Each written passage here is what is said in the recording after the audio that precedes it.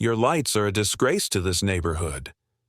That was the first thing Margaret shrieked when I opened my front door.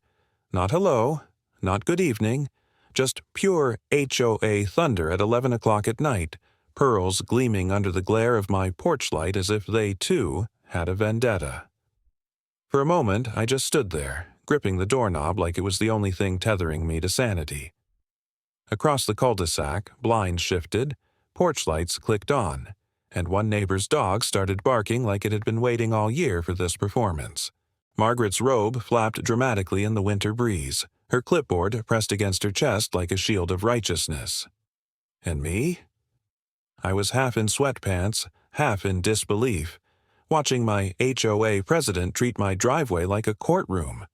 The absurdity was almost funny, almost. But under the laughter sat a truth I couldn't ignore. Margaret wasn't just here about the lights. She was here because she thought she owned us. Let me back up. Our HOA was supposed to maintain property values and promote community harmony. At least, that's what the bylaws claimed in their tidy Times New Roman. In practice, it meant Margaret patrolling the neighborhood like a suburban warden, pearl necklace bouncing as she scribbled violations into her clipboard like she was drafting the 10 Commandments. Over the years, I'd received a greatest hits collection of her grievances. My grass was half an inch too tall. One July, my recycling bin visible from the street. One November, and the true classic, my mailbox did not meet aesthetic standards despite being identical to every other mailbox on the block. Each letter was signed with the same flourish. Sincerely, Margaret H., HOA President. So when the holiday season came around, I thought I'd play it safe. Nothing wild, just a strand of warm white lights around the porch railing and a modest wreath on the door. I even took them down the day after New Year's, like a law-abiding neighbor. At least, I thought I had. What I hadn't noticed was one stubborn strand of icicle light still dangling from the gutter, half hidden by the eaves. To anyone else, it was a harmless oversight. To Margaret, it was a declaration of war. "Do you realize it is February?" she hissed now, jabbing her clipboard toward the offending strand like she was pointing out a body at a crime scene. "This neighborhood is not a carnival.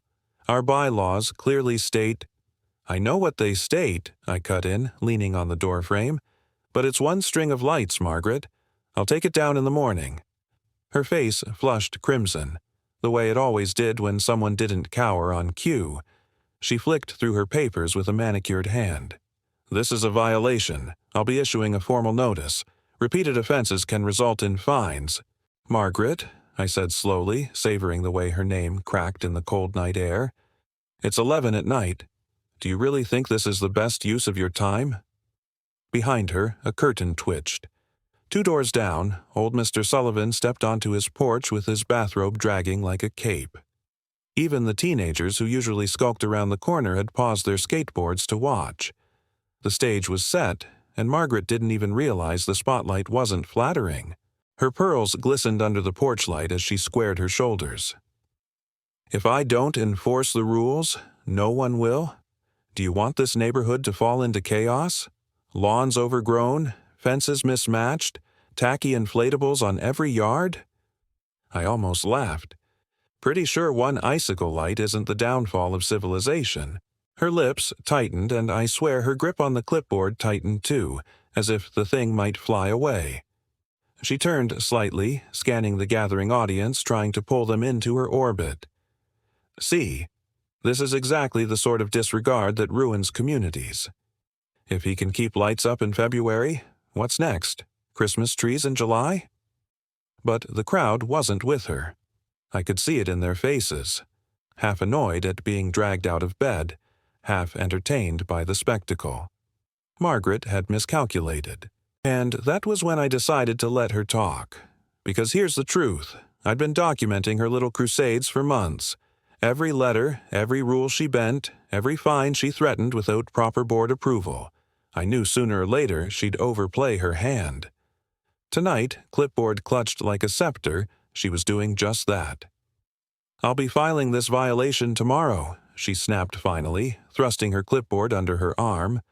Consider this your official warning." She spun on her heel, robe billowing, pearls catching the light like a final insult. The spectators drifted back inside, murmuring.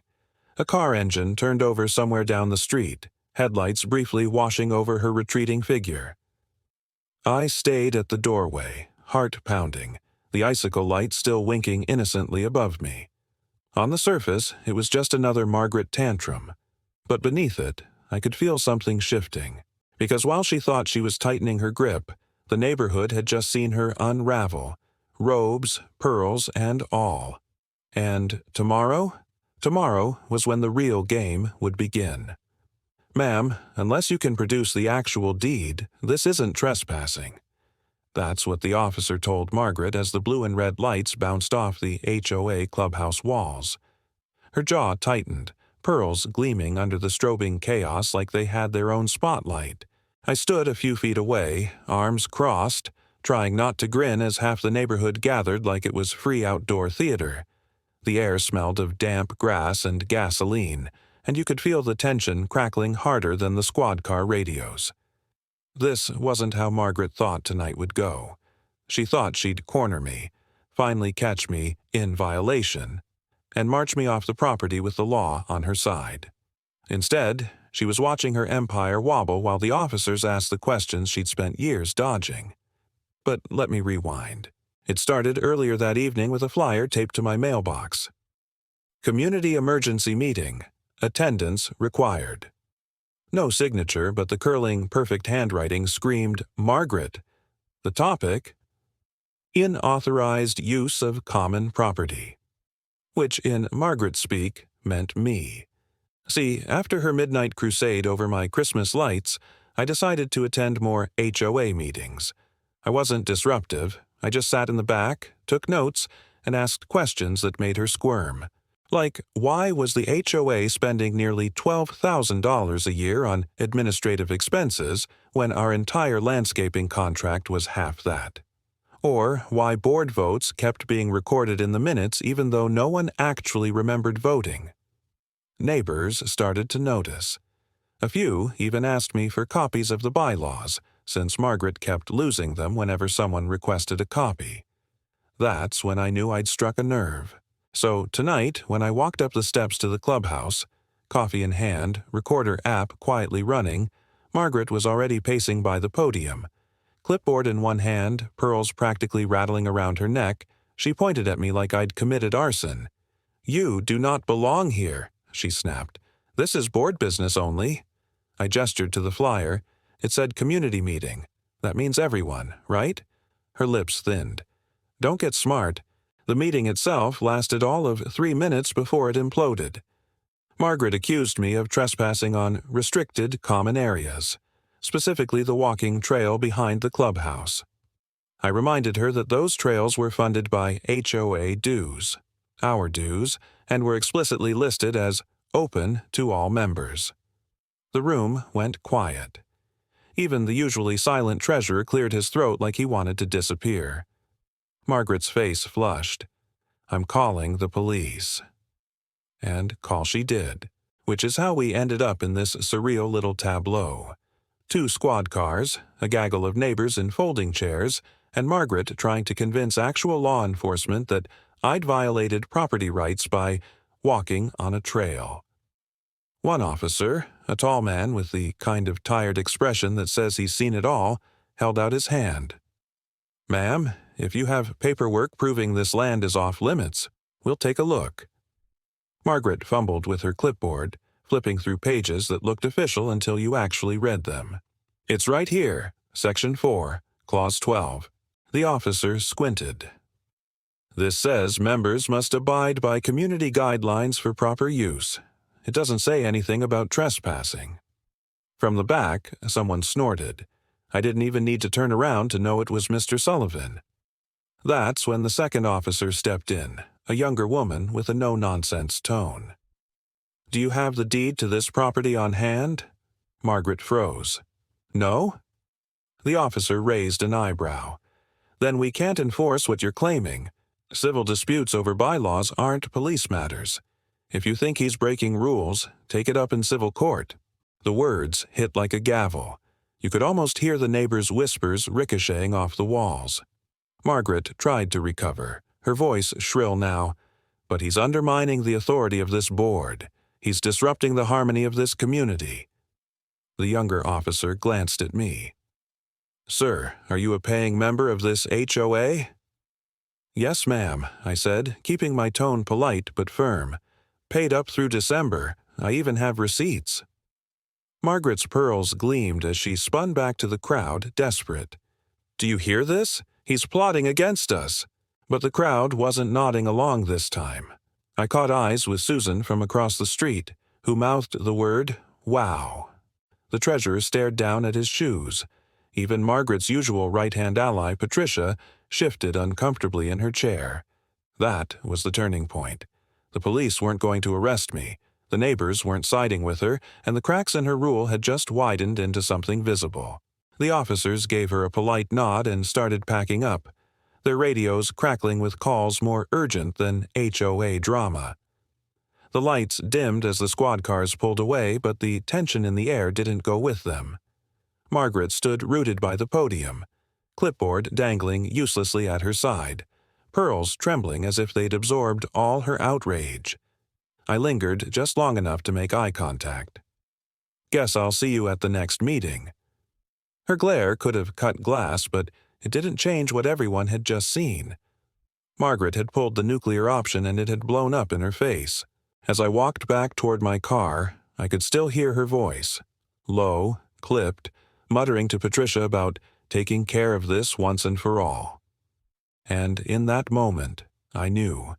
Tonight wasn't the end of Margaret's reign. It was just the start of the war. "These aren't violations, Margaret. They're receipts." That was the moment the room cracked open. Gasps, murmurs, and the squeak of folding chairs as neighbors leaned forward like it was the finale of a courtroom drama. Margaret, pearls trembling at her throat, slammed her gavel so hard against the table that the wooden head snapped clean off, rolling across the laminate floor like a severed crown. For once, the queen of our cul-de-sac had lost her weapon. It was glorious. But I'll admit, getting there took some work. The meeting had been billed as mandatory for all members, a phrase that in HOA language means Margaret's got something to prove. The clubhouse smelled faintly of burned coffee and floor polish, fluorescent lights buzzing like they were in on the tension. Folding chairs filled quickly, neighbors whispering as they passed around photocopied agendas. And at the center of it all, Margaret stood tall, clipboard clutched to her chest, pearls gleaming like armor. She opened with theatrics. "We are here tonight to address a blatant case of non-compliance. Certain homeowners believe they are above the rules, and it is my duty to preserve the integrity of our community." Her eyes locked on me like a laser sight. I kept my face neutral, but my backpack at my feet was loaded. Neatly labeled binders, emails printed in color, and even a few notarized affidavits. Margaret had her clipboard. I had an arsenal. She started her show by waving a stack of papers high in the air. "These are formal notices of violation, served to this homeowner for repeated infractions, unsanctioned decorations, misuse of community property, and disruptive conduct at meetings." The room hummed with disapproval, though I noticed it wasn't all aimed at me. Neighbors had seen this routine before. Still, Margaret was counting on shame to do the heavy lifting. So I stood, slowly, calmly, like I'd been waiting for this moment all along. "Would you mind if I take a look?" I asked, pointing to the papers in her hand. She sneered. "You've already received your copies." "Sure," I said, "but let's see what you brought to convince everyone else." I stepped closer, and when she hesitated, Patricia, her once loyal sidekick, actually nudged the papers forward. That was the first crack. I flipped through the stack, each page stamped with bold red letters, "Violation Notice." But as I held them up, the absurdity came into focus. "Violation 1, I read aloud. "Holiday lights displayed past January 1st. Interesting, since I have a dated photo from New Year's Day of the lights already down. Would anyone like to see?" A murmur rippled. I pulled the photo from my binder and held it high. The timestamp glowed like a signature. Violation 2, I continued. Trespassing on common property. That's odd, because the bylaws, Section 3, Paragraph 4, state that all members have full access to common areas, which includes the trail behind the clubhouse. The treasurer, who hadn't looked anyone in the eye for months, cleared his throat. That's true. It's in the documents. Margaret's pearls quivered. I flipped another page. Violation 3. Disruption of HOA proceedings. Now, unless asking for financial records counts as a felony, I don't see how that holds up. The crowd chuckled, low but dangerous. Margaret slammed her broken gavel down again, splinters scattering. Enough. You think you're clever, but these notices were authorized. By whom? I asked, voice sharp. Because the board never voted on them, and the bylaws require a vote. I pulled out the meeting minutes, highlighted in neon yellow. Funny how no such vote appears here, almost like someone invented authority they didn't have. The silence was thunderous. Even the buzzing lights seemed to pause. Margaret's face burned crimson as she looked around the room, desperate for backup. Patricia avoided her eyes. The secretary fiddled with a pen. And then, from the back, Mr. Sullivan's gravelly voice cut through, "We've all had enough of this nonsense." That was the tipping point. Neighbors who'd once whispered their complaints now spoke up, voices layering into a chorus of frustration. "Where's our money going, Margaret? Why are fines handed out without board approval? Why do you keep hiding the books?" Margaret tried to shout them down, pearls rattling as she pounded her clipboard on the table. But the harder she pushed, the more control she lost. I let the chaos build, then laid my final card on the table. Literally. A receipt. "This," I said, holding it up, "is proof I paid my dues early. Yet Margaret sent me a delinquency notice. Either the accounting is incompetent, or it's deliberate. Which do you prefer, Madam President?" The room exploded. Gasps, outrage, the shuffle of folding chairs as people surged forward. Margaret opened her mouth, but nothing came out. Her clipboard slipped from her hands, clattering to the floor. For the first time, she looked small. Pearls glistening, eyes darting, surrounded not by subjects but by neighbors who had finally seen behind the curtain. The treasurer bent down, picked up the clipboard, and placed it on the table with quiet finality. The symbol of her power, stripped away. But just as the room reached its fever pitch, Margaret straightened. Her voice, though shaking, sliced through the uproar. "You think this is over," she spat. "You have no idea what's coming." And with that, she stormed out, the door slamming so hard the fluorescent lights flickered.